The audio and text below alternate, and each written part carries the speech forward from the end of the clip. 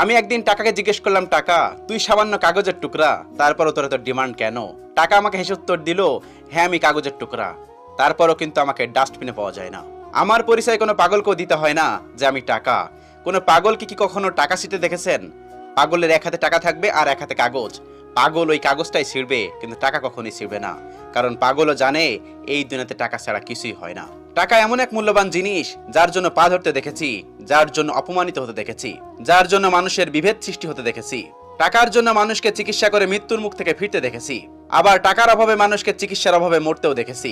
এই টাকার জন্য পৃথিবীর এক প্রান্ত থেকে অন্য প্রান্ত পর্যন্ত ঘুরতে দেখেছি।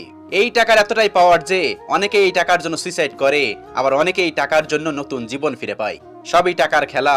এই টাকার জন্য মানুষকে উচ্চ শিক্ষিত হতে দেখেছি, আবার এই টাকার জন্য মানুষকে মূর্খ হতে দেখেছি, আবার এই টাকার জন্য মানুষকে হসপিটালে মরতে দেখেছি, আবার এই টাকার জন্য মানুষকে হসপিটাল থেকে নতুন জীবন ফিরে পেতে দেখেছি। টাকার জন্য